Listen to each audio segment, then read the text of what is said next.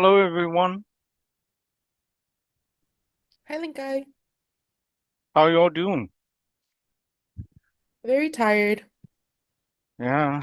well, today's the last day too, so are y'all excited? Class is already ending?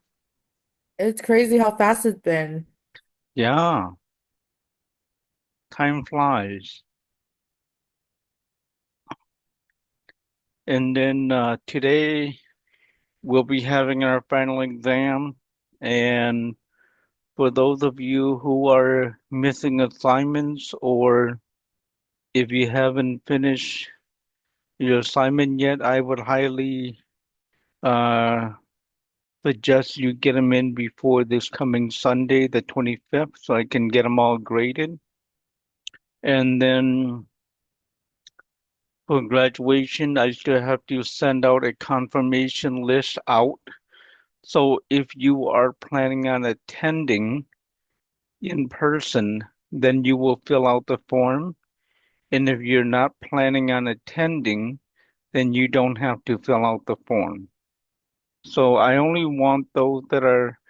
planning on attending so I know that if I have more than 10 in-person graduates, then I will be able to host a in-person graduation. I will have um, virtual where both in-person and virtual will be together on the same day, same time. It's just that you will be projected on the screen. So that's how I have been doing in the past. So how many of you are excited about finishing up um, the first class or beginner's class?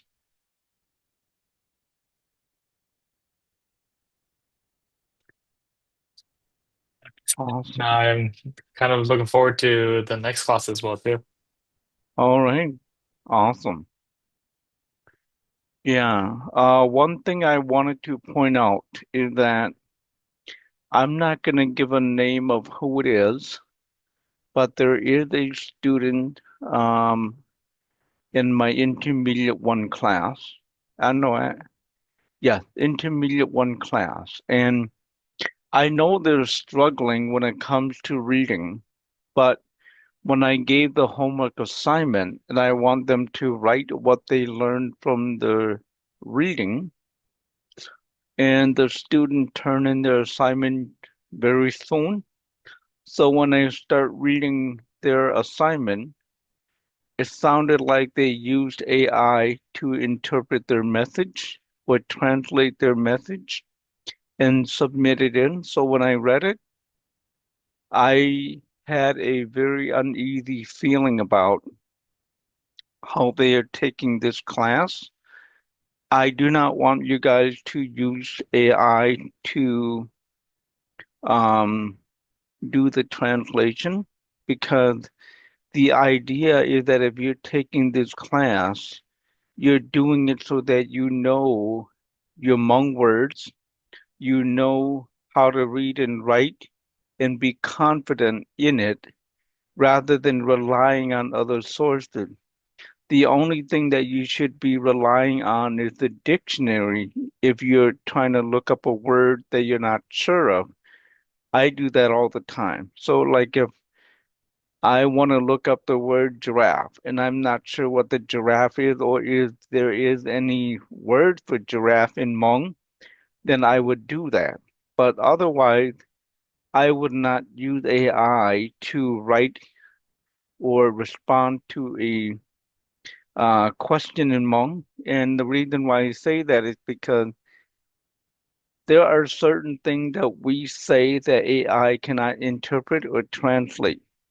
So when you type something in English and then you have AI translate, it'll be completely off the subject because they're just grabbing whoever that entered the information into AI. So AI cannot distinguish. For example, 你被蒙害 singular and plural, Go, ni, ni can ni. Go giờ có ý rằng ni ở ni o lăng, ni ở ni bê lăng. Là giờ tiệt cú, ư, thiệp bê, nè. Nếu mua cho chúng nó AI đây chỉ lấy cho nó nè. Thì thầu có sau thì ni cho a ni tê tôi nó thì completely off the subject. Thì tan cho blow call question nó thì pretty much you get tan cho. So cú chỉ ấn cho tu student nó thả tia.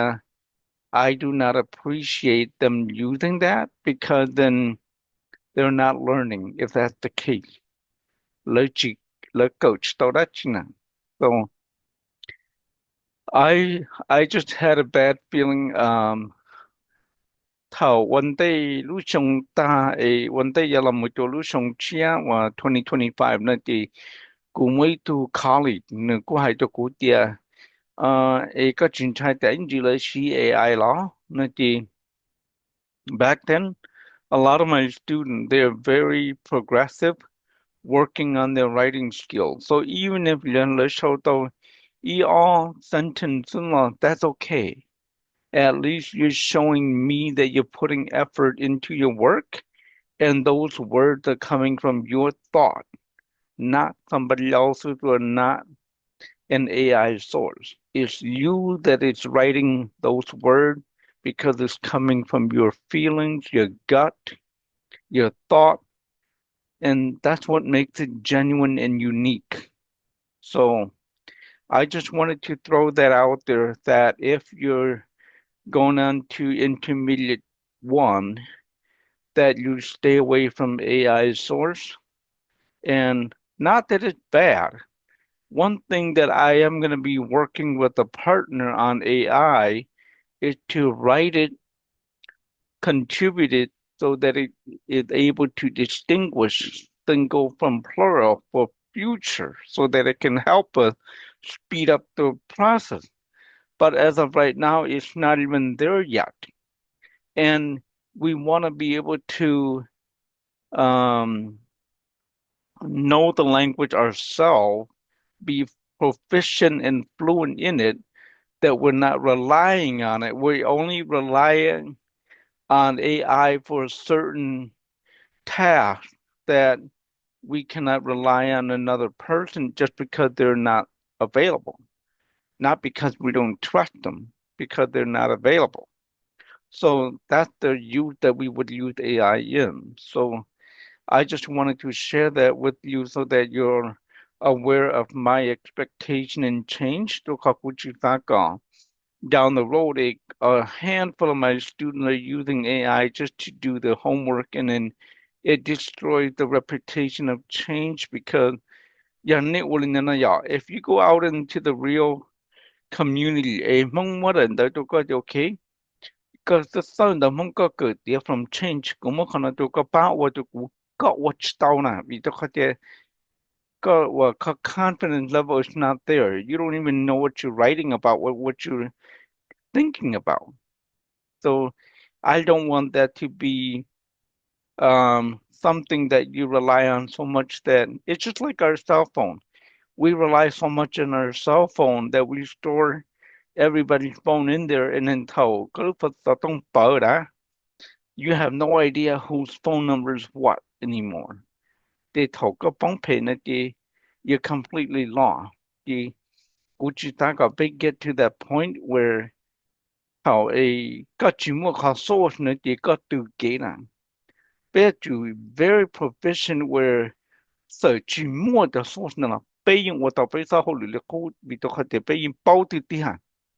cỡ to ti ti so ti ti ha. So that's just what I wanted to point out. Okay, so let me put the link of the final exam to have you all go through the final exam, and then there is a PowerPoint that I did not put into the student portal, but we'll be talking about it today. Anybody have any question regarding what I was just sharing or anything to add on to that?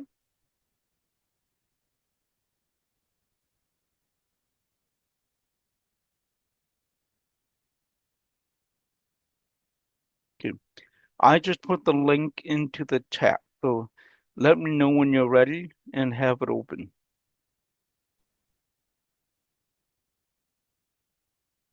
This is a 10-word phrase,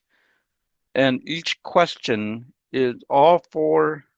lines of answers are exactly the same answer, it's just that one of the lines have all the correct consonant, vowel, and tone markers and punctuation mark. The rest is kind of scattered out. So I just want you to pay attention to them. Let me know when you're all ready.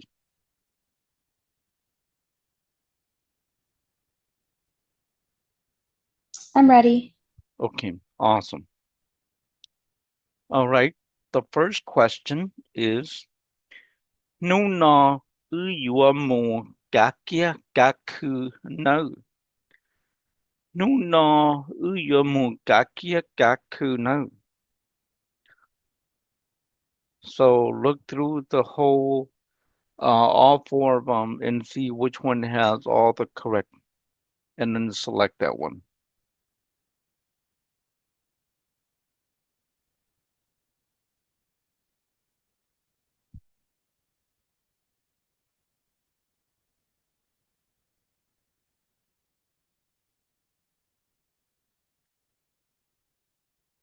Question 2.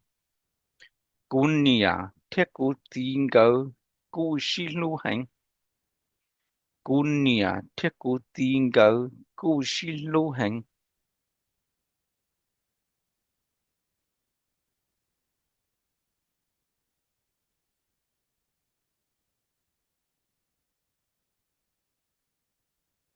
Question 3. Pe mong isu mua pe li su go. Pe mong isu mua pe li su go.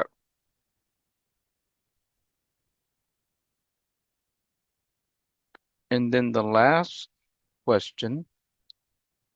Gu yuan yo toya gu tu lang kai kia. Gu yuan yo toya gu tu lang kai kia. If you need any repeat, let me know.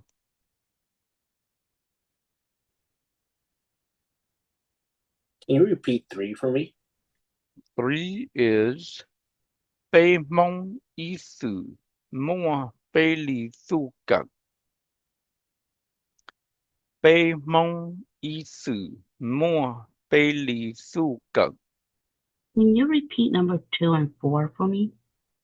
Number 2 is Gunia Tiku Ti Go Gu Shi Lu Heng. Gunia Tiku Ti Go Gu Shi Lu Heng. And number 4 is Gu Yuan Yo Choi Ya Gu Tu Lang Kai Kia. Gu Yuan Yo Choi Ya Gu Tu Lang Kai Kia.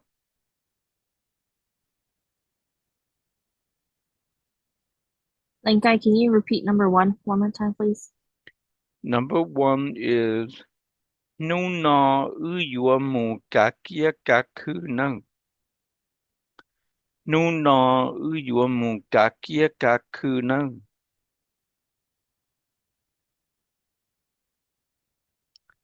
Speaking of that, does any of you know the difference between Kiateku? We often say Kiateku Mugakia Gaku interchangeably, but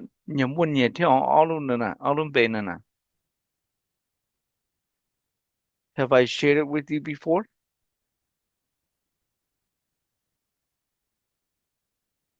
You did. It's basically like a store in a mall. Yeah.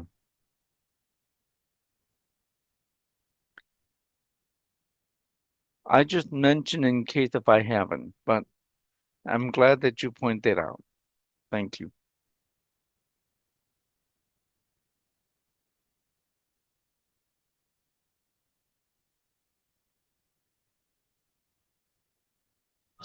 Hi, Linkai. Could I ask if we could go through all of those one more time? Sure. Question 1. nu no uyuamu gakia gakuna is question 1. Question 2 is gunia tekutingo gushiluheng. Gunia tekutingo gushiluheng. Question 3. Pe mong ithu mua peli suka. Pe mong ithu mua peli suka. And question 4 is Guyonyo Toya Gutulangkai Kia. Guyonyo Toya Gutulangkai Kia.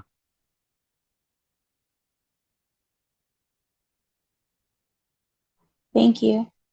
You're welcome.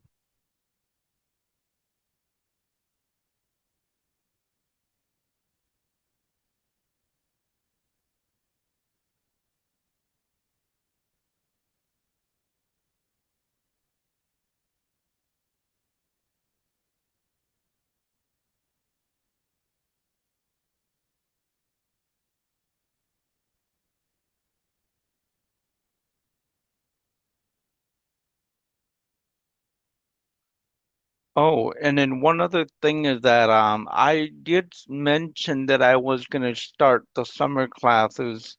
in the first week of June,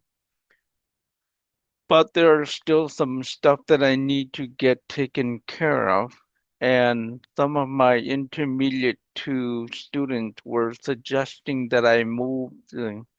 classes to start in July. So you won't go through 3 months of class. They just Charlotte here and they want a good break. Ni Salijaya ni Hatiaya. Ni Tasha Tianala. Kumali put out a notice on social media. Hatia will move the classes to July and give you that month break because I still need to organize good intermediate 3 courses. Cookie can the donate which motel quality the kucha nilam organized donate talko PJ and going forward because my work schedule is gonna change. So all classes will be on weekends now. So I will have Saturday class and Sunday class. And then my weekdays is gonna be open because my schedule is gonna fluctuate. I think that'll be good. A little break for the students as well as for yourself would be good. Okay, thank you. Yeah, I agree with Shannon. Do you have an approximate date, an idea, Linkai? Because I will be relocating, so I just want to have an idea of a time frame and time-wise. It'll be first week of July that I'll be starting, and then I will be listing out how I want my schedule. So since it's the summertime, my beginners for Saturday is gonna be morning. If not, then I'll have both beginners 1 and 2. Beginners 1 is on Saturday evening, 8 o'clock, and beginners 2 on Sunday evening, 8 o'clock at the same time. And then my intermediate 2 and 3 are going to be morning and afternoon. And then my intermediate 1 will still be the same on Sunday, 7 p.m. So I want to do that. My wife was saying that since on Saturday, so just do 1 in the morning from between 9 and noon. So maybe 10 to 11. And then 1 at 7 and 1 at 8 on Saturday. And leave that afternoon from noon until 6 in case if we have to go like nuclearly chỉ nhua cho cú nó sợ. Cũng nông có hai tiệc có nhiều bí đồ họ không một tuần đây nó có hai tiệc có nhiều bí đồ lúc đầu đến đồ lúc sau đến đồ nó Cú ya mua lòng một chỗ lúc xa lì lợi. Cú ya hay cú ya bí chỗ lúc trâu lì nè. Tất nhiên mà vì đó khó thì mua trả intermediate bé. Và cú ya ní là mông ba the course material. Cho thế thì ya cú bí sẽ sai cú chỉ mua xe là mông ba không đỡ thì cú cho student và lỡ cỡ ta intermediate thu lỡ từ tỏ thế này nhỏ thì cú chỉ dùng mua lên yuan lên tế thì cú tao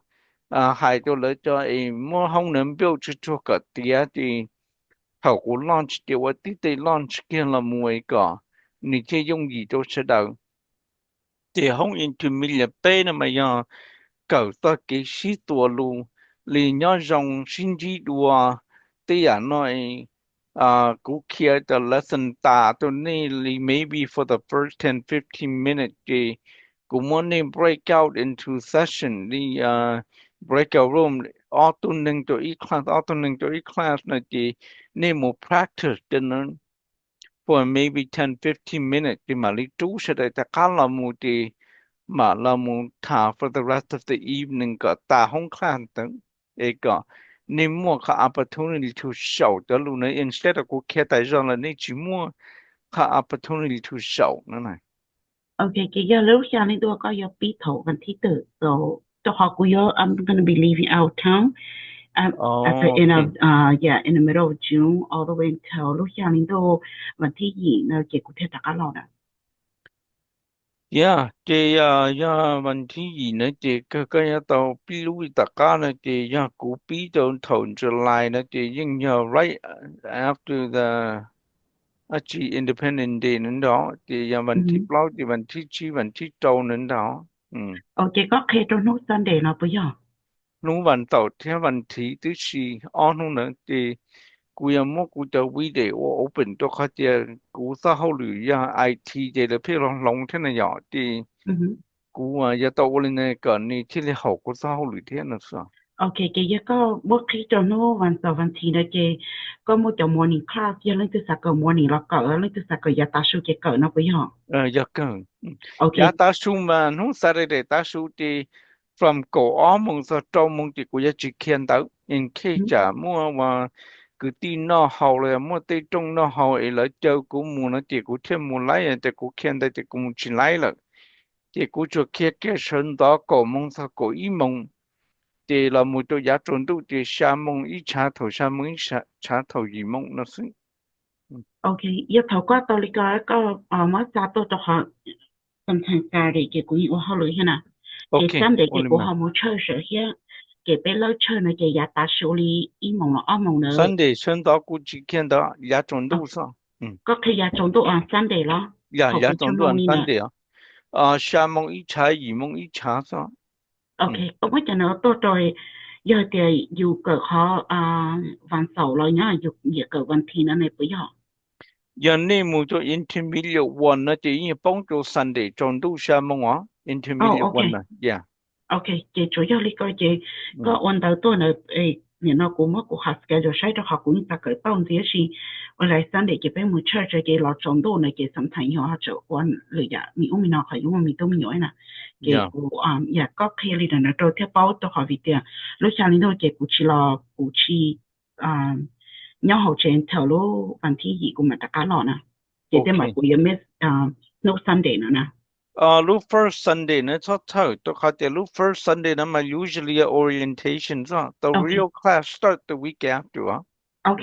cái chủ yếu là coi có một record này cái của màu đi mua sai anh cho thôi của miss này nữa ha của cho hay có tiền của miss họ quiz last week nè cái của sao thích nó after ya sure là một ta là so after sẽ là ta thì còn nhau behind it cũng mà mua khó quiz nó cho có cái tiếc thôi mà ok no problem thank you vô lý à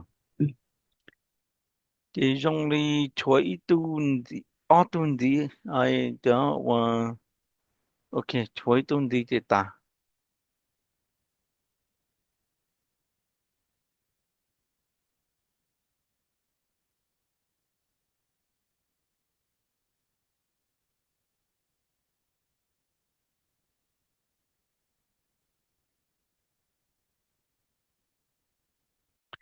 quan nu nè nè trở lại nè cỡ home class nó beginners kia nó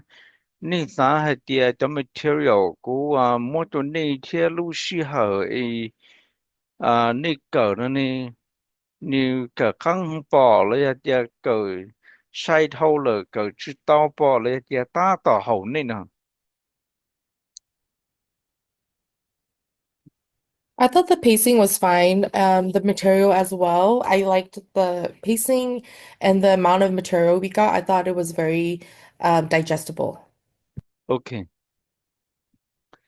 อยากกูจีสา overload นี่นั่นต่อเจนี่ฮะเขาจะต่อจีเทียเช่นอย่าต้องว่าสิเหรอ break out อีกก่อนนี่ more time to work on those skills too. Okay, so all the final exams are turned in for those of you that are here tonight. And then let's go to tonight's presentation.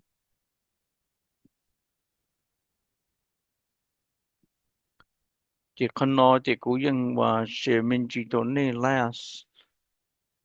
Wednesday hay chị cũng đã thả so cái topic nào mà nó okay.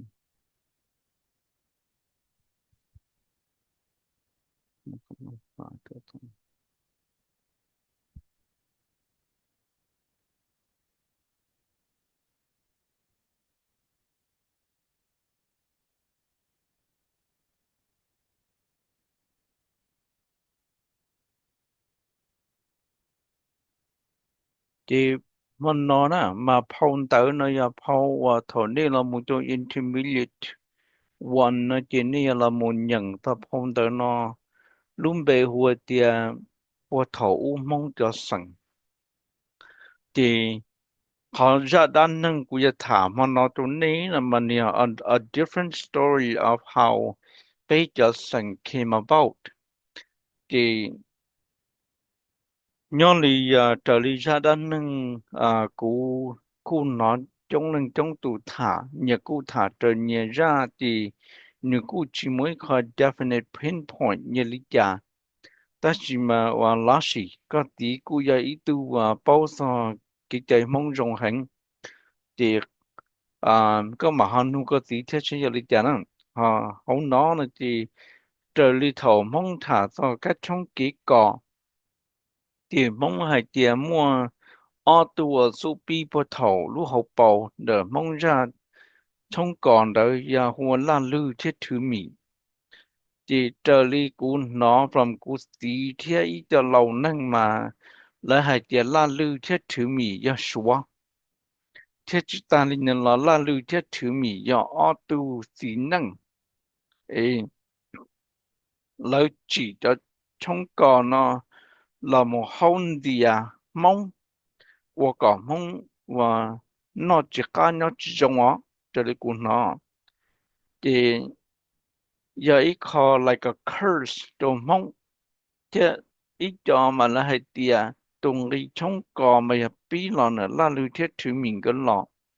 ta chỉ cho nên cũng a lot more further research down the road thì ý cho thì nấu bố thổ là lưu thiết thứ mình cái mong nhưng chỉ mong cái trong đó lấy chủ ya ô tô tao cứ đi theo tao nâng trả tao ấy khó cái dòng xe thôi tao ô tô mình nhiều lúc nâng xuống còn nhẹ tao có thể lúc xí hở thầu và làm lưu thiết thứ mình nữa think about it even they to me kana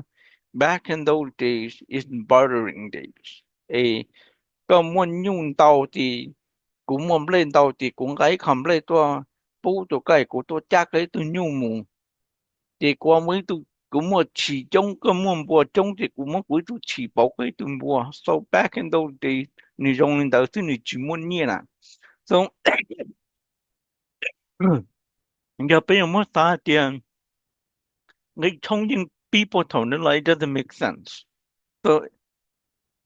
giờ tiền mất hành nó tiền do lại thì hai thằng này là lưu thiết thứ mình là lưu thiết thứ mình cái giờ mong cái chia số cái giờ thật thơ ý khung nhiệt gì đỡ mong luôn năng của thấu lọ chỉ là lưu thiết thứ mình cái yêu cầu cổ auto tu thiết cổ auto thải tan cho dân năng cổ lâu lăng thì tu tí nhá hỗ chế tu cho tu họ tu nia cho chân thầy một khoa một nhá tôi lười lú giò lại có cho nụ thiết cho mùa nữa thao sinh chi là thao sĩ bao hay tiệt lấy em brother sister vì tôi khó tiệt lú xỉa nó mong nhau mong thứ tiệt mong chỉ nhau sau tuổi lười hay nâng thì do tiệt on nhiệt tí nó là mua lại cho tu chân thầy nhau ok thì nếu mua khăn nhiệt xí xí tam mua thì là chỉ cả xí sâu vấn nâng thì là theo plan này hay tiệt tu tí nhá hỗ chế tu cho tu nhà mun cho chân thầy mua khoai rồi nung cho tu lo tiệt tí ta tí cho tu mùi dùa cho mùa là qua lấy cho bao nhiêu thầu tư dùa thua ta cho cho tu nữa là có lần tu nữa lâu này thì có nhiều thì mà chắc là qua kia cho thầu cân rồi khi mà mình mong ra và cũng nó nè thì cũng chân to hay là ra nó tới rồi nếu make sense đua lý ra và thầu nên một cái intermediate two ấy nên muốn intermediate one ấy nên muốn nhận cho đó so nhớ chọn đời ra thật thật khu nhiệt tí và là lưu thế thứ mì nó là chỉ thật thật cậu ở lưu sẵn now the little tour online these are the original 12 clans name that nhớ hậu online research onlyแต่ชิมาเจอขอกูเพ่งนอนะสังสังกือยันยาวลอนสังท่อvì tôi khó lấy ra đã nâng thầu u thì ở cứ ti nhà muốn nhon nhẹ lu rò là lu trong thì cho tụ ti lâu nhon sát trong thì nó tụ cứ nhon sát trong thì là chỉ xin chỉ tầm đến nhân đầu sông gỡ ở tụ mình nhỏ họ tôi muốn xin chỉ I don't know how nên chỉ thả thôi thì ở tụ mình nhỏ thì lý xin nhỉ thì lý xin yếu thì tụ thay trở tụ tu lò tụ nở nhiệt thiết gì chế nở tụ ti lâu chế thì thầu tôi mà hay trong thì我家还要读古顿台的书，喏，thì cái thì ô giờ thì trong này nó lỡ nữa thì ô lên nó cú giờ ti thì cú sẵn thọ có giờ tụ giàu thì có giờ tụ cứ thì có mua sẵn cứ ê cho bố sĩ kia ở tụi mình nhỏ nó thứ thâu đó thì chỉ bố cho sân lưng sân tự suy sâu tin cờ lại thì thọ thiết cử mà giờ ý chơi nâng nó thì tới thầu này tiếp pin nó là chỉ thọ cử nó thì用thọ thiết cử cho tu chân thành mà nó chỉ bố sĩ yếu that's what I heard I don't know if that's true thì sự cũng nói lên tới họ hạ nhân dâu lần đó họ dùng lý pha nhân dâu lần đó va thì cũng nói mình chỉ lên tới thứ họ thâu khăn thì cũng có chỉ bao lại thì cho lý khăn nó là thì giờ thơ của ở lúc sẵn cha hạ hơ cử lý lâu mùa thọ và vư xong ya là thì thơ của ở lúc sẵn là mà nếu chưa sẵn á nếu chấm bê được tu và lấy dùng nữa nè thì tu thì y in hoa cha tu thì ở như hoa hà nó một tiếng cầu tu hoa ya nó thì thầu u mà giờ lấy chấm bê tu mong chỉ mong sẵn thì as time goes by là mua tu mua kỳ thì bê mong mà bê nhưng hay tiệt nhau lì cụ tí hoa phải ta thì lấy tí hoa tiệt cú phải ta cho họ cũng luôn bê tu hoa cú nó thì lấy tiệt cú phải ta nó thầu u sao thì nếu mà chỉ phải ta nhớ bỏ nó thì cũng giờ hoa nhớ bỏ nó thì mong mà nếu muốn linh đấu nó là có cái bao hay thì tụi mình nhỏ nó thì lăng từng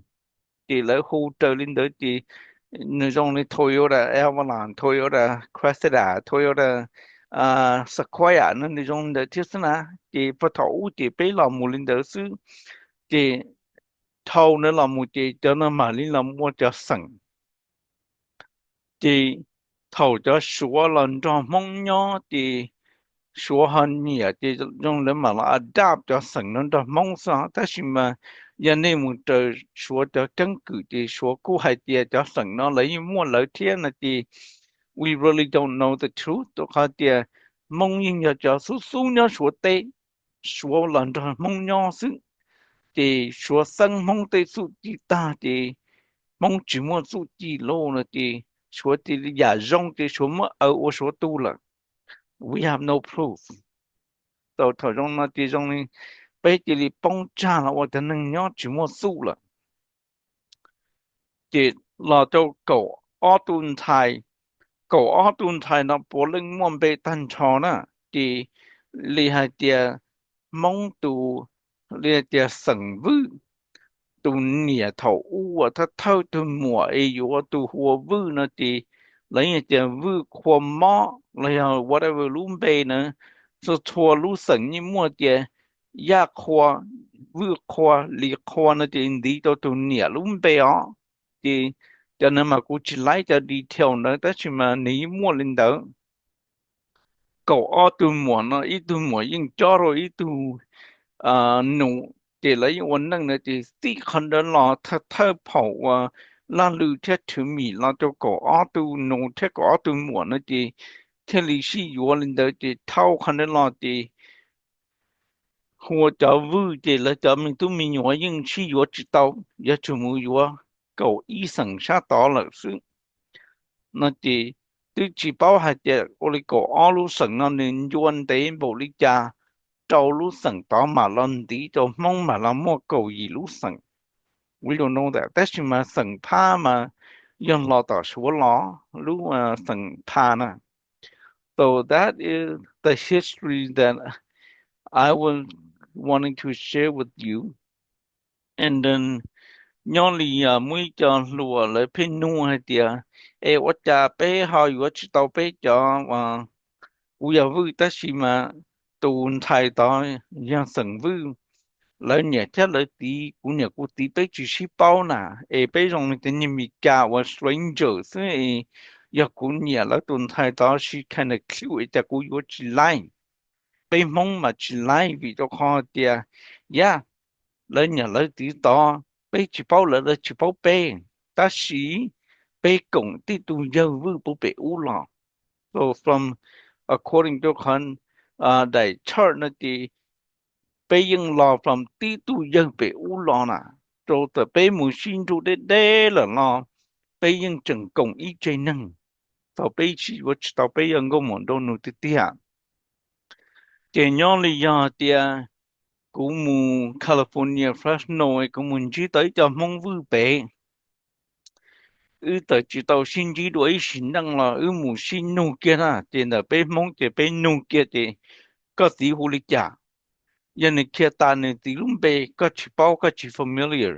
next one thì có một kia tôi là tụ cho họ là chỉ cứ tí nữa này tụ cho này hồ lý trả ô chỉ bao bé chứ giờ này thì ok giờ này thì muốn cho tụ thơ ấy tụ kia là lúc còn hậu sừng nữa thì nhớ này hậu sừng Minnesota sừng vư này thì giờ bắt thành như xa vư thì giờ tàu bé thả xong rồi bắt thành như xa lỡ này thì là bao bắt thành như xa hay thì là theo bắt thành như xa nó tới rồi giờ thiết tấn tự bỏ là giờ thì tí thiết tu bỏ là giờ cứ tí cho một bên generation nó thứ là giờ thì giờ công thiết tấn tự công nó thứ blown generation nó hàng cơ là bên mong community thì thầu con nuôi thì cái bảo bao từ bắt thành như xa giác của bao mà bắt thành như xa ư sĩ tu ok giờ nó cái giờ tu là cái giờ sĩ ok của giờ sĩ này thì có mà liên thì ok giờ này thì có là giờ bắt thành như xa sĩ của là giờ bắt thành như xa sĩ thế thì ư giờ cứ tí thì từ ư giờ stranger ư chỉ tàu xin chỉ đồ xí bỏ với xin đăng là một xí rằng tàu nữa thì hay thì nung nó bao lần được tụi bắt thành như sao nó thì có là giờ tí cú là giờ tí nó thì giờ tí pa giờ cứ tí nó một xí hùa cứ tí nó thì thì là shit ha chung best friend lý là chứ là old buddy xin chỉ đến tế tất cả xin chỉ hậu để hậu đều ok thì bây mong mà 你莫靠 kinship 呢，到到贴被和靠 kinship 呢very strong. So 你其中你妈说的哦，个也 Anderson，个也 Anderson，但是 we don't know each other. We're just total stranger. 被蒙其中的，被我知道的，的 even 个也路省呢，你的个也省呀，我也省不。知道是把握心机的微笑里了，我一摸着称着蒙呀贴，过了一摸着称着蒙不贴，thì cuối nu có thể nè để khó có lo cái chuyện cứ đi làจะทั้งจะใจในผมว่าจะทั้งใจมงบุมัวมาไปมัวตัวเผานั่นนี่ตัวมือตัวมงบุเนาะฮะแล้วเจน่ะตัวมงบุน่ะไปตัวเผาเลยไปตัวสีจังเนี่ยนะจีก็สีนูนะจีโอ้ยนะจีก็ยังยี่กูยังด้านลงเลยกูยังด้านยี่ก็ยังด้านลงนะจี เลยก็จะสีกูจะ生的呢，来都市人到呢接受，被人蒙能蒙家的的呀，的主要就生给呢，个体育导致还有就医生的个人药吃到了的蒙杀见证，的让你叫了还的让你来还的没家了哈，莫看证还的，让的澳洲能话。second cousin เรามุชีอยู่ว่ามั่วว่ามั่วมอเลยมั่วพันยาที่อยากลงน้อยจีเขาตีจะรู้ช่วยอีนั่งมองเดี๋ยวมองยังจังเลยนะที่มองให้ยามองจังดูร่าเดี๋ยวอย่างนี้มีการให้ second cousin จีบูชีอยู่นะเดี๋ยวมองเดี๋ยวช่วยตีลูสังไปวิตัวเขาไปกงตีตรงยังไปอุลาเลยเดี๋ยวไปชีอยู่ชิดเอา但是个人没有泡度，太了要泡度多呢，有意了要老了呢，你路上走了呢，都家没有要你摸着被都摸油是，家没有只被都摸里的要那的你做里家，的被蒙的被证领导，的了这里不 second cousin 是哇，主要是他共生的。họ mi cả nó thì second cousin thì tự nhiên sở sẵn là lấy chỉ bù xí yếu so that's the difference between the two thì là mỗi thả là một thì cũng mỗi compare to the tribe of Israel họ bắt đầu cũ hay thì họ xí sở nữa mong thì có ở lần tu thì có ở lần thải nữa cùng tí lần nhẹ tí lần tí du làm một số họ nhớ to the 12 tribes of Israel nó thì Jacob 要读冷地呢，狗二冷度呢，单超但是呢，狗二冷度呢，那的周度呢，人也老度，二度有人人有度，的老度大的好像个二度年那段才可以聊天，so 了狗二冷个地呢，来年末年来去公年。thì tao cũng muốn compare nó là vì cho khác thì họ vào lúc cũ này thì lỡ cổ ở lần cứ tin là lỡ muốn nhau lỡ lúc tây lúc chờ là lấy những hồ thì the tribe of Judah, the tribe of Simeon, the tribe of Dan lấy những hồ linh đó thì dòng lý bên mong thì the tribe of Yang, the tribe of Cha lấy u linh đó nè thì lấy những môn chỉ cho lấy bên mong họ sợ lý cha lỡ là lấy những chỉ bố lại cho tu dân thầy cho cá yêu within là có tribe là sao cả mùi yêu lười cho tribe là cho không lỡ xứ the only exception cho là con nó là thì nhớ lì dân thầy do thì con nhà có tí ấy tu là tu lúa mua nhầm luôn nu mua mua tê mua va mua chế lọ đá ấy lỡ chỉ giá bố cả cho asset nó một bông cho lười cho tribe nó thì lỡ xa cả tồn tại này chắc cái vô lời chế năng ý tu hậu lời chế family đó bên mong mà bên hết cậu lên đó bên mong thì chơi thì giờ cụ tồn tại giờ cụ chỉ bù một cho lựa cho sẵn sàng rồi nữa thì cụ cả một giờ phong thai là một giờ phong tu nó thế nào thì mong mua khăn này thì giờ có chỉ bù cho sẵn rồi thì có cho mua là chỉ có để đá lâu cho mình nhỏ xuống thì nhớ lì mong cho trong còn nên hú nhà nó kia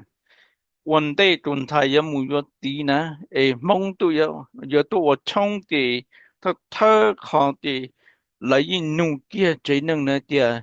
nu nọ pe tu sợ tu ne tuần thai 我里不到么，打老了呀跑了，等你老你路，叫民药多我开了，等到嘛，等你老你路了，都在到，一个人都半年个动态也没有底了，都还冲的了，一弄的，我的个动态呢，不到么打老都多开。ya tu mo te o ti mo te ka yin chi mo pe tem yo pe yin chu te ne ke shi khai ka le la le yin chi shi tha na te pong pi chong ka mu lo tu le chu mu lo cha ha ya ha ti o pe tu da lo yin to to khai la lai yin to khai pe tun thai to le tu tu la na ti thao rong ni no na ti tu family tu vau na le to contact tu da lo na ha ti thọ si na nu nọ pe to le chế nâng nọ mà pe to yo le tun thai to pe to tu la nó hay tên này là khu khai tun thai nó thiên là gì bây giờ tao mới còn nhớ tao này yuan chứ yo mua vì bây giờ không nâng không trả chỉ giá cả một cái sĩ tu sĩ thì bây giờ mua còn nó thể tao này cho bây giờ yo tun thai lỏ nó nè thì giờ thì đã lâu rồi ô chỉ tao lại 我哋個到來俾人開到俾到都樓那啲，嚟到了門市道就對面那個大嘛，衝過嘛必到，好像啲嚟到就大啲衝過已冇知道了，可能門口根據我嚟一直我領導，啲可能要考古麼寫到你們內個你啲包係啲要理解俾門啲領導住when it come to 醫生，大家有醫生去補我領導，聽我哋。被其中的米家的个子呀，Anderson 古也 Anderson 了，we're not related。被只是包 ，no。被梦里个人个子的古人古子被只是包了，被工地都用了呢。So that's what I wanted to share with you tonight. Any questions on that?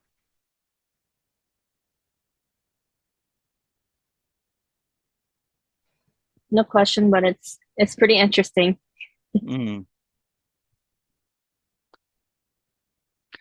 Yeah, so tất cả trong nó thì ni interesting thế ý khó nè thầu nhớ cho China thì dân ý khó quân đi thì luôn về thì dân nên nó chỉ有 right? Has anybody not heard of that name yet? I haven't heard. I haven't heard that either. Okay.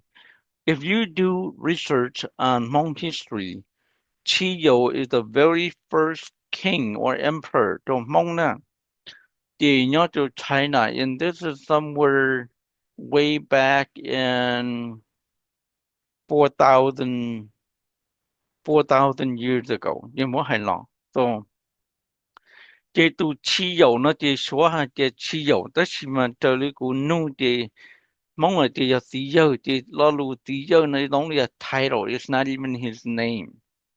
Nia sang mong cha của chính đại ca này lúc về hồ lịch cha lợi, ta chỉ nia sang mong cha thì mong là luật tiệt tí giờ này thì ý là li khai lợi ý ba tribe nó là một tụ chief nè, thì mong là luật tiệt tí giờ này ý cho ta chief of the ban năng đó sao, thì mong bên hoa tiệt tí giờ này thì số nó thì số li tiệt chi yếu này thì lúc về chi yếu này thì li xia rồi sao, nếu lúc về thì tiệt chưa hoa tí giờ nó, so but back in that day, bây mong cho sẵn đó, bây chỉ tao trong những ta xin nó ya mua vui bây我哋係犧牲命亡 back in those days 俾住企到命亡俾住企到啲俾住嚟nó間咗用個八個數啲俾住冇路省西咯依日你呢人咯ya省vui省也冇嘢路共好省那啲 only were so separated and so divided. So That is also something I just wanted to point out there that back in those days, yes, Beta clan on the young more than Bailey now that's my Bechi divided back in those days. Bechi Gong Xiehang draw along the line the Itu scholar who Michael Yan he researched on this in the 头学多蒙诶学多几样蒙里呢，都看见蒙西贡献行啊，头路线呢，这学多几样蒙了，这学这里摸蒙就省了，这个了大蒙了的，你就省呀了，你要真这差，等你省凶了，你就做了是的省物也就做了的，学了大好点那的，我都被等你省这个是倒背，这倒背这个是倒背的。说多少的说他口节自己被杀 so that is their way to manipulate and divide and conquer 蒙 so 被去包领的被都说大说的被叫我能知吧那就啥的就说呢 and when I know or learn about this in America now 我这啥的 as change law Kusaka pe la understand the pe the last name no meaning of it. Ni title li ja ni cheng chang li ja pe e pe sai pe lu sang na ni cheng chang to ha dia.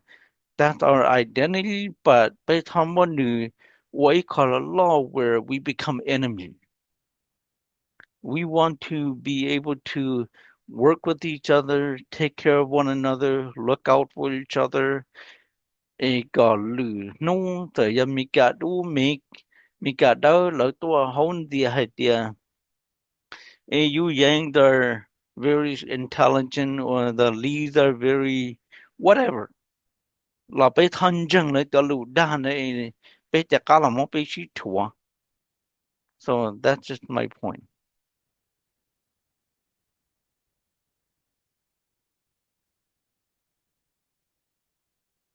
That's too much information. No, Not that enough was, information. yeah, it's I very want more. interesting. Thanks for sharing. My brother actually named his son Chiyu after Oh, the Hmong King, so that's why I know that name. But like mm, to hear this again, I feel like I've heard this story over and over about how like Shomo Hmong Daka sheep pit against each other. right. And so is that recorded in the history books? Because we are known as barbarians to Chinese people. And so I'm confused if we are barbarians or if we are tribal indigenous people to China. According to Phong tờ căn cứ mong thọ nên một tôi intermediate 2 nè chỉ nên mà là một nhận thọ phong căn cứ nữa nè chỉ trở đi cú nhận so far with the current student mong giấy cho nên most peaceful in that time lấy giấy cho nên si nú lấy chuyện thời măng mỏ lấy chỉ khát thân lấy si ba chỉ số to là lấy đi thay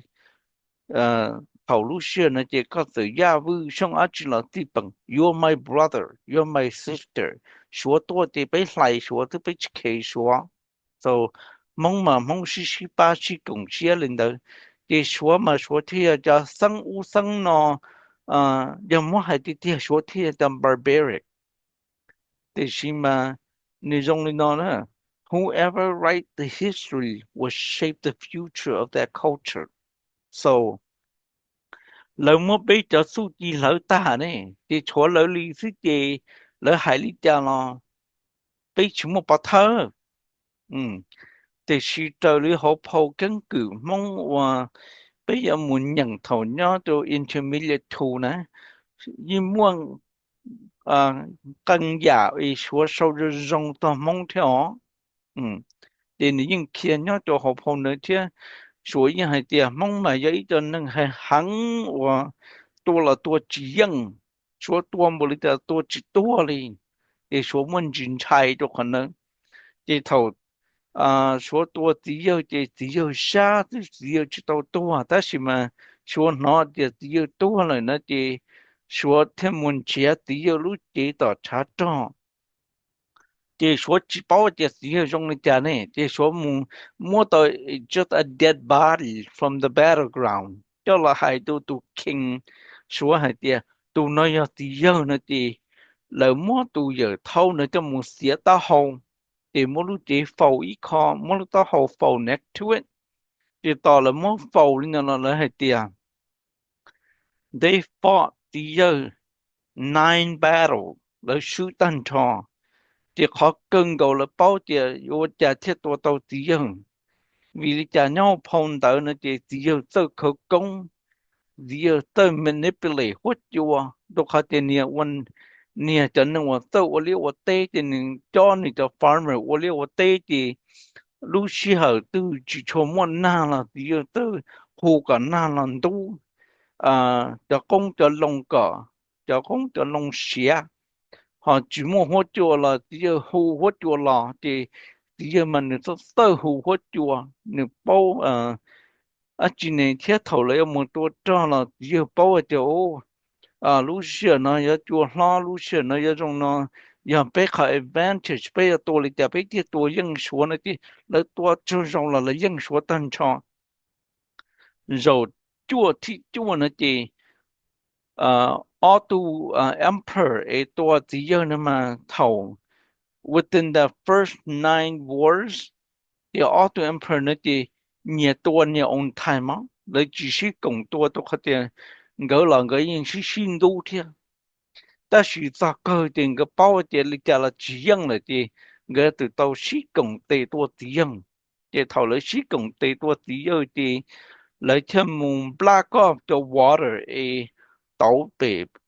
trong lò thì thầu lấy một cái đây nó tiết tu thì giờ là cho công cho long chỉ xía lâu thì là chạy pla chỉ mua rau món nó thì là tàu kia từ tới trời thì thầu nó số thiết trời tua thì là tua tàu thì giờ xa ta chỉ thì giờ chỉ tua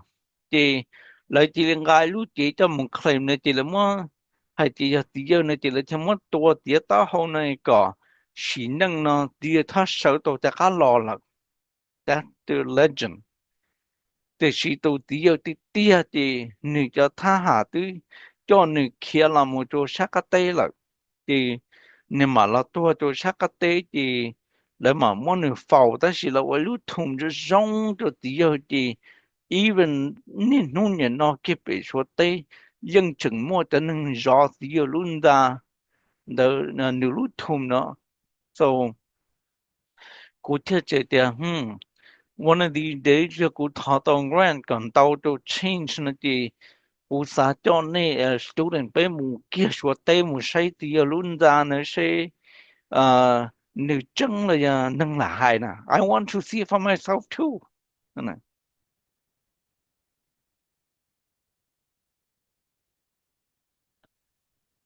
so I like to do field trip with change so that as students you can explore and know the history, not just reading it from books and journals, but actually getting to see with your own eyes. So hopefully that will come soon.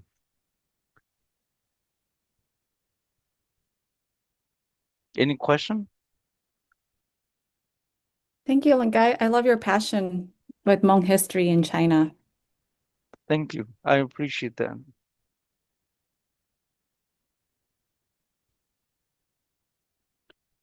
Yeah, so that's not the gì mong là thế. So yeah, tiền này họ chỉ muốn luôn nô lại là cái cú chọn này muốn so I want to say congratulations to all of you who are very attentive to this class. But thầu bi là sao cho ta nó trở lại cú say và hậu attendant. Yêu luôn này cho thua tu yang graduate na, dùng lý mua ya tu thì lý chỉ lá sư. So cô mà lý get the grade nó cho sa tu này còn đi cho bao tiền lên từ nhỏ cho có từ tiếc cô mà work hard và chỉ Google Forms sa tu này ya tiền lên tiền tuổi in person nó chỉ mỗi khả năng fill out ya tiền bé mua cha cổ lăng nó chỉ Kuma organize ka in-person graduation. Haya chisa ko lang de pay or virtual graduation till May 31st.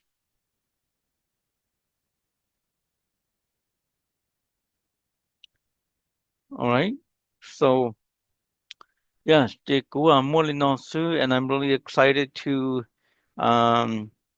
see all of you this final night. And then, oh, Dr. Zamblong call a survey now. I also will send that out too. I would like to get those survey back so that I can return it to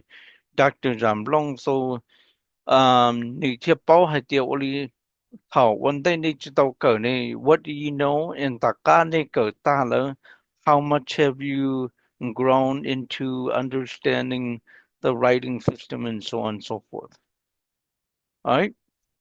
So good night, and all of you have a great night, and we'll see each other in July or on graduation day, and in July. Thank you, Linka. You're welcome. Thank you. Thank you.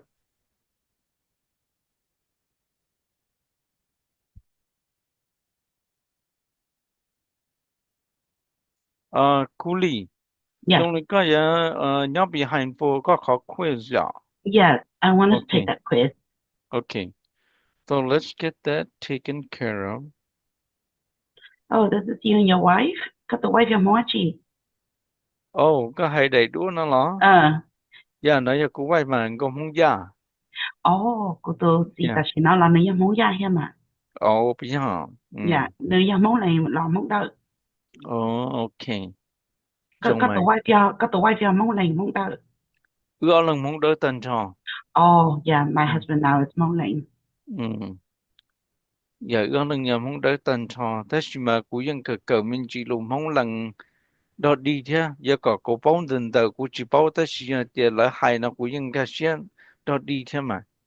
It's hard. I try, but I still don't understand. Thật tôi phải một meeting, tới nào một tôi dự định cái trong kỳ là sẽ là hay là lúc muốn lên tôi chỉ bảo chỉ nhớ từ nữa, until you là hay cả. Yeah. Okay, so let me go to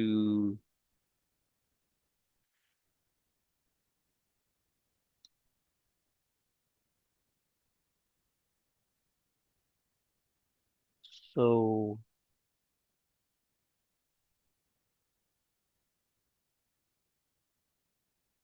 quiz 5. Okay.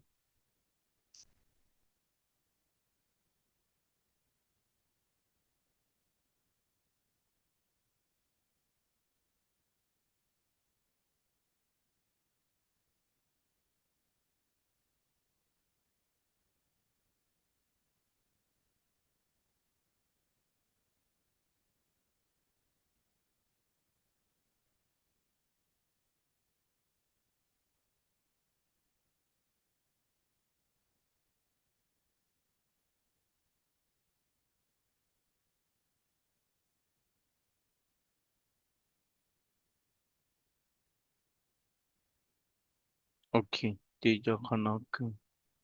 thì mà một khả năng xa tôi có chat tôi có Okay.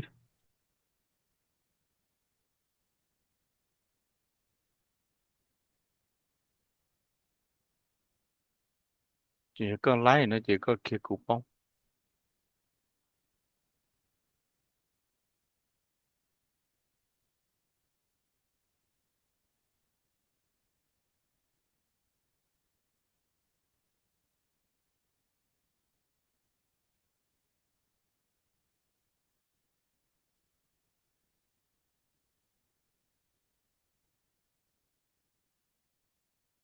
Chỉ có xã lý gia sản的我 okay, 我考 quiz 呢在嘛谈了。chỉ thơ kho ya mong xí lu chỉ có sai sẽ có từ mong xí lu.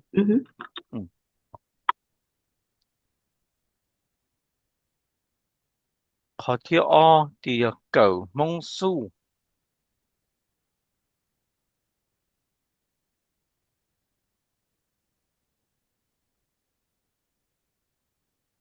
Khó thì bê thì thơ mong đỡ.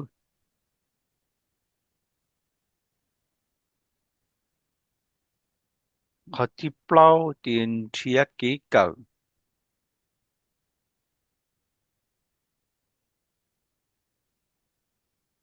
Okay. Ok. Yeah, thì của anh nó có này có cái giấy tôi mua thế con nó cũng thể thả xong rồi bây giờ sẵn này có sao đi chờ thế à? You know, là bây giờ tình này của có tiền mong vai mong pha mà sử dụng chỉ tàu. Họ của mà của dân mong liệt, của thơ tục gì cái mong thọ sử của thơ tục gì cái này tôi cancer, thọ nó bây giờ gì không á? Ở sử dụng rồi rồi ở cột lót không đó. Cái của có tiền mong thọ mong cử, ya mong lâu bây chỉ sử dụng nè. Họ mong lâu ya mong lâu ya mong cử là chỉ sử dụng, mong hải ya mong hậu là chỉ cho sử dụng ya, cho họ bị tiền, này là sử thanh này nè. Yeah, good. Yeah, okay. It's really good to learn and to know to học bài sinh nó. Cô lấy là cô cho mình cô yên là ya, cô yên là tiền. Giờ lúc tỉnh đi nào bây giờ chỉ tao giờ lúc tỉnh đi mong thao đi nào là có mình giờ chỉ tao nè. Cho họ bị tiền giờ nó mua. Họ trời tiền giờ yêu tụi sĩ tung gỡ là yêu mua giờ đấy tu là yêu cho mình giờ cho một bây giờ lúc tỉnh tao là có giờ chỉ tao ya. Cho họ về tiền cho các chị họ là cho là cho trả là có nghĩa tư yêu ya tụ nghĩa yêu tư một là tỉnh nè. Chị yêu cho mình dùng giờ chỉ tao chị trời tiền cho nó cũng cho mình nó là giống mong thọ là giờ chỉ tao mong ya. Họ chỉ nên mà là cho mình giờ bây giờ tụ bao nhiêu yêu bây giờ tụ là ya bị lúc tỉnh thì chỉ nó tư ya tụ bao nhiêu là chỉ sử dụng là cho mình giờ cho hay cầu tờ lúc tỉnh ta nó cầu gì tỉnh ở trên đó nữa lúc nào là cho mình giờ chỉ tao đi nào là ha cái tiền mình giờ lúc sáng đầu là thế nè. Dạ, cái cuối kia tên nào cũng chẳng nhiều cả lần cá xe cả lần tiếp bao nè. Do mà. Thì bây giờ trong này nó là bây giờ tao muốn thả cho bây giờ mình nhỏ thế ít khó bắt ta cũng chính là cái mốc bia cho học classroom thì giờ khó thì nhỏ giờ đi bây giờ bao nhiêu là chỉ bây giờ thay nè. Do tiền này tờ mua vô tí là lo nếu giá chủ keep nếu lúc mấy đến này lúc sẵn câu sư nữa cho mua lòng hồng đông tự giờ có mua lòng hồng đông tự lỡ nè chị bây giờ chỉ có lòng có lúc sẵn môn tí có tụ tí lúc sẵn giờ có mua có lúc khi tua tự phương cướp rồi nè chị là nu có chấm nhớ lo tua thì giờ lấy chỉ tàu cá lấy chỉ nu thì là chỉ mà mình trả này tí ya nàyจะไปหาอยู่ที่ตัวยามาตัวนี้นะยาวยา Dạ, yên cho mà. ที่ทำนั้นที่ก็จะโอ้จีฮะกูจะสั่งน้อก็ที่โอ้กูเลยก็ที่ว่ากูลงสั่งจะไปเช็คอ่ะนี่ยังยาอียาจะไปมึงก็ยาที่สุดนั่นที่ให้รู้ยันยัวจะไปดูคลิปรู้สั่งก็ซื้อเนอะนี่ลิจ่าเจลินเดาซื้อก็อยู่จำนวนล้อตัวอะไรยังปอกแค่จะโอ้ไม่มามันจะยังไม่เดี๋ยวจะวุ้ so ไปเป้าเลยนั่นแหละที่主要就話管嘢就能揸就俾每個到樓，但是個 DJ 就俾搞到啦，那個了包lên đó nó là. Dạ dạ mà cô lý cái cô lúc nếu đó tình em mong lý cái cô mất cho họ nó cho họ thầu, nhưng mà mình cái citizenship cái lấy mà nông dùng nó cái thầu nó dùng nó là sử dụng cái ít cho lúc tình thao rồi thì sự cô cho mình nhớ cái cũng khai lại thì côยังmong lý nè, thì sự này biological thì yêu này cái này mong thao thì sự thầu của mình cái citizen cái theo là nó nói sự cô chủ yếu cô originally vì nói cái cô những khai là cô cho mình nhớ cái lấy bao, thì sự có mất chạy tới cái gì có hay tôi cái lúc có lúc tình yêu này chỉ từ mất rồi yêu lo cha kể nó nè kể như hay á thế ta chỉ nói bây ít thì mình tôi mình nhỏ mà hay là lúc bỏ chơi ít cho mà là trở hồi giờ là chỉ bỏ thôi chỉ ít cho mà này chỉ nên chạy nè cho hay thì nó lúc tình là lo ní thì cũng trả lời chỉ là tới tôi nó trả lời sai cũng trả lời cho là ta chỉ là để bây giờ tới chậm cả là suy nghĩ tới chậm cả tới tàu hồng trời này tới chỗ xa thải thì bây lúc tình nó bây một thả tàu nè giờ sau này thì cho họ bây giờ mình cả này ít cho mà là chỉ mình cho nên nó bởi hay cái bỏ nhau hậu tờ hậu mong Facebook ấy đi lúc tình đi ya là ya tình nó đi nó nè cái ở đây tu lại tao mà cho ya là chắc là vô là cho ya chống chập lửa ấy này nó là hay nè thì xíu là hay giờ chủ ya thì yêu kia yêu cho mình tôi mình nhớ cho nó bỏ đi nó là yêu chủ tiền chủ yếu là cho nó nữa, do là chính không là nè là tí lô xưa, tê bây giờ kể mà bây giờ chỉ tàu kia nó ít xíu nữa, bây giờ chủ tàu hay tiệt, giờ cái giờ tỉnh nó là cái chủ mua yo, cổ xa lúc sinh ấy ít đó là cái yếu chỉ tao đã cả là cái lúc sinh này cũng cái ôn nó cái ý cái đó mà cái này cái gì là cái li mua cái gì đông thọ là sao mua đồ bé đồ chơi đồ hoa vị thế ý cho này cái gì mà là cái nên cho nó cho ôn cái nên bao là này cái thọ sao mua đồ là cái là lúc công bên đó tôi cái sao mua đồ cái là chỉ cho sao我感觉包呢，给了家米都米要到我那，给你了你这了年龄真包了一抓的，个多了东西呢，你莫跟到走绕呢，给了目标 block 安排就我哩蒙还，就了你了么啥大大了，爆大了啦，容易到个爆爆了啦，给么这种讲的是，you as a parent 给 you 知道 care 的哩，我嘛不用 care 我怎么也不的，你只要生你孬，了要不了有哩孬了给。我就不能有了呢，要弄到你有哩孬了给，要你情况过海你有哩孬给，你这样种还别，你去我到你了，你我到过，但是到你你要弄你找你了给，要你都没有，这话头你都没有，没谈了都能够了，没谈都猜到了，谈都能找到了那点，跟你个最后讲，个包个以后讲，ลูกใครจำเป็นตาเกี่ยวไอ้ลูกเป้าให้เดียโอ้ว่าใจจะนึกที่ลูกสิ่งที่เขาชี้อย่างไรเกี่ยแล้วยังมันจิตสื่อแล้วแต่มีตัวมีอย่างชิบุถาก็tích tụ tiền thái hả lấy mình nhìn chạy đi nữa cho họ vì cái cô tôi khen nè cô tôi đồng chí kia ít tụ phong như ấy nè sự mong siêu nè nên thì là tất cả sử dụng là để sử khả mà thấu nhá tiền blo tế tế chờ blo mà ôi hay là lúc giòn mà giòn mong siêu như vậy tế tôi hay tất cả là sử dụng vậy thấu yêu cầu nữa nào là vậy nếu tôi tâm khi tôi yêu ní anh yêu lâu dài gì yêu ở xin tôi tâm mua vậy nữa thì cô hay đó có bớt sai cả yêu cái chỉ sai đi chả màแต่是要有年有时了包呢，来要啥的，我家要年的事，要对路线呢有呢，我哩呢讲了喏，个路呢就应该对着用你家了，用我什么考这啥么哩呢嘅，用你有都自动个呢，你全部拢只冇费着，但係就有家嘅呢，就考頭冇走了的，哦，個有冇用嘅呢？個年去就學俾冇嘛，我弄你呢，哦，個年個時候你家，個年應該冇一次，你諗啦？vậy mà khó tham hoàn tàu hiểu không? Dạ cần thì con nói tiếng yang khó và tây giả bây giờ tàu là mù giờ lý giờ lý bắt ta mà bây chuột thả rồi giờ tới chỉ rồi nó thì bây giờ tàu mất tăng one book cái cho họ change cái cho mình tôi mình nhận tôi thì lửa nó thâu bây giờ nó ta là lo they have a book to read. Yeah, that's very true. Especially họ chỉ chính chấp rồi mà giờ bây mới sau đi nào mà bây giờ chủ sau cho hai tiền giờ tôi lên nhẹ nữa tôi thích từng cái nó nên chạy mua lại lo giờ tiền nó xính đâu lại nó giờ tỉnh tao nào mà cho mình nhiều nó giờ muốn nó lo tao nó lỡ này kì nó yếu tao nó yếu chỉ tao rồi đó hay giờ thì cho mình nhiều lại tiền của nhẹ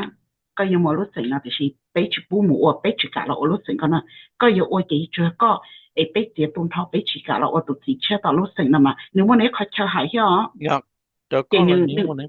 Nếu mà nữa đây cái bây giờ chúng ta tin bài óc ho mà cái chấm miệng cá xía họ giờ bây giờ ô cái này cái này mình cho tụi nó là cái này tụi nó tên là ít cho lúa tới chỉ muốn nó to chị lúa hay tiệt chỉ giờ lúa đa lúa kho rồi giờ tao một cái chế cái lúa tiệt nếu hay ní học và học cũng cái mà lúa tiệt tới chỉ tao muốn nó cái và lúa sát to là nè cái này như vậy nó chị chấm miệng chính cá xía họ nói chị chấm miệng tiệt ấy giờ linh đấy giờ cũng yêu cô này có một giờ mất bị xả đi có một giờ muốn ra đi nó giờ bé cái chuyện muốn nó đi có giờ nên đỡ lớn nó này bé cô chỉ giờ tao muốn ra bé một cái chia lại thì chỉ một chỉ tao nữa cho khoa vì tiền bé chỉ có cái bé cái chia bé tao hay tiền